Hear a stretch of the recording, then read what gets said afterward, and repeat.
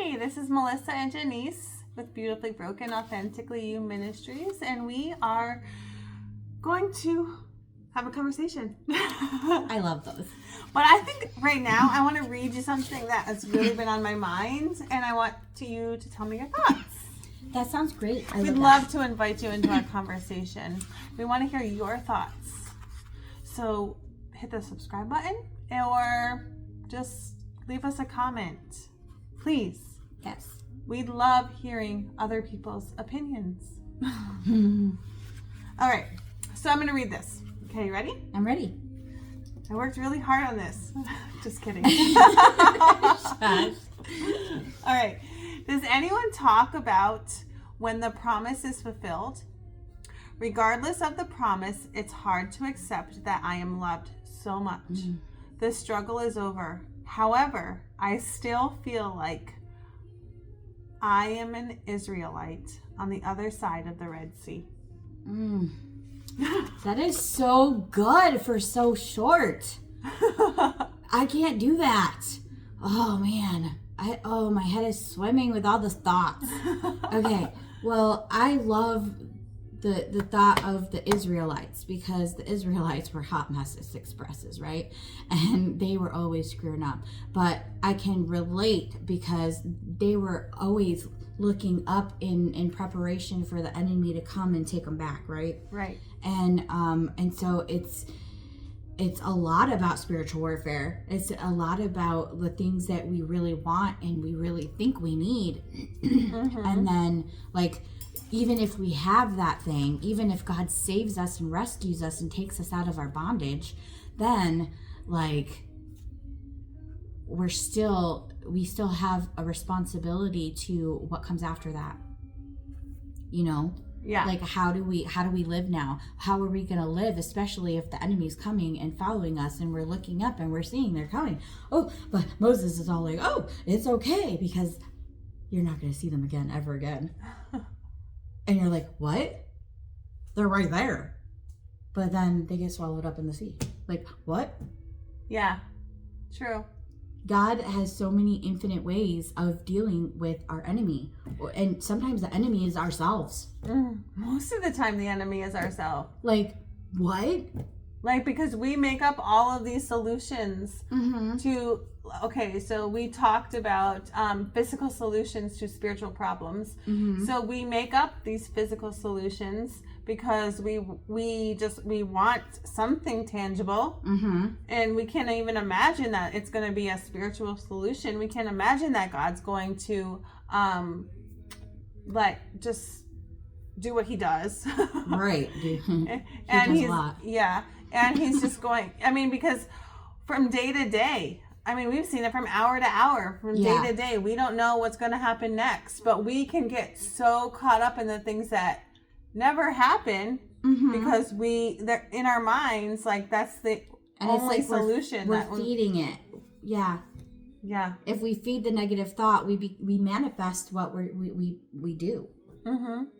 That's what I keep expressing to myself and to others is that I have to keep reminding myself of this, because that's also why taking care of your temple is important. That's also why, do everything unto the Lord.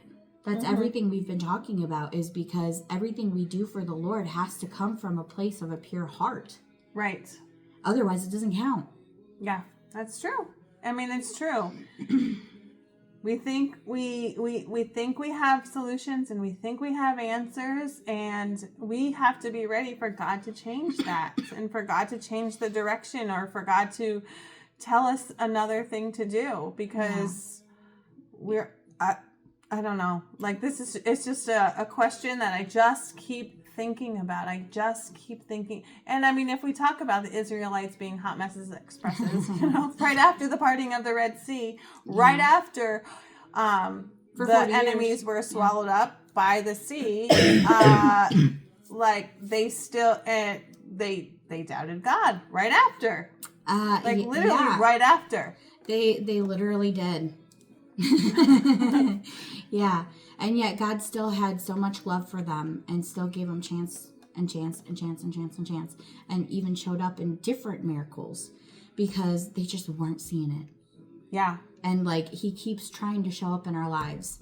And even when we get the promise of being rescued from slavery, it's not the way they wanted. Mm-hmm. So therefore, our expectations need to be dropped. Yeah. So, I mean, it goes back to my first thought was, does anyone talk about once the promise is fulfilled? Like, what are you supposed to do? Are you supposed to constantly be on guard that the enemy is going to attack?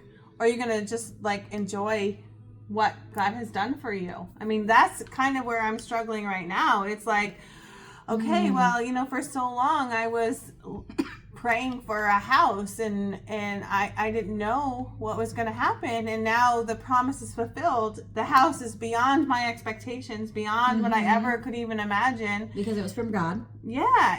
And so now I'm like constantly sometimes thinking like, oh well, do I even deserve this? Yeah. You know, and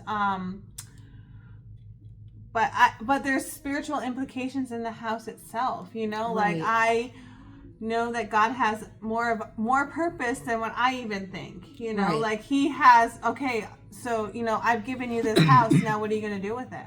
Like, are you going to open it up to other people? Because that's what I want you to do. I want you to share the gospel. That's what I've called you to do. Right. That's what I've created you for. You know, like you've accomplished, you know, like we have different accomplishments along the way, but like in the grand scheme of things, there's another accomplishment, and that is to glorify God in every single thing that you do and Right. have. So I have this house and I now need to glorify God in it.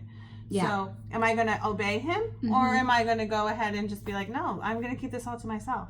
Right. So there's a choice. So I love the imagery that you used about the Israelites being on the other side. So yeah, like when we're about to step into something, we don't know what it's going to be. We can look at a sea and be like, oh, that's impossible. I mean, how are we going to get across? Are we going to swim? Are we going to drown? Are we taking a boat? Where's the life jacket? Right. But once we're across, it's like, okay, well, now what? But let's just go back to the fact that it's not about us. Like, none of it is about us. Like I said in my writing, why does he love me so much? Like, what did I do to deserve that? You know? How many times have we like had a podcast and I'd say that exact thing? Like, Melissa, like, I don't know. Like, why does God love me so much? Like, after I screw up so many times. And the Israelites are the perfect example of this. Is because like God never gave up on them. Right. Even when they turned around and complained and grumbled every single second after a miracle. Right. Nothing was ever good enough for them. And that's exactly the world that we live in now. Yeah. It just looks different. I mean, even the Israelites, when God provided manna, and they were like, oh, you know, like after a couple of days, they're like, yeah, no, I need some meat, or I need something Yeah, else. I mean, this was nice for a little sleepover, but I'd rather go back to Egypt and die there and eat really awesome food. Like, you know, we always get into our minds that we need something better than what we have. Right. Absolutely. So, yeah. I mean, and that's like the classic worldly thing of the grass always greener on the other side? Not in Arizona. Browner? Yes, it's desert, dude. Yeah. Awesome. All right. Well, thanks for listening. And yeah, definitely send us a comment. Give us your thoughts on the word because we want to hear. Yes, we want to hear your thoughts in the word as well.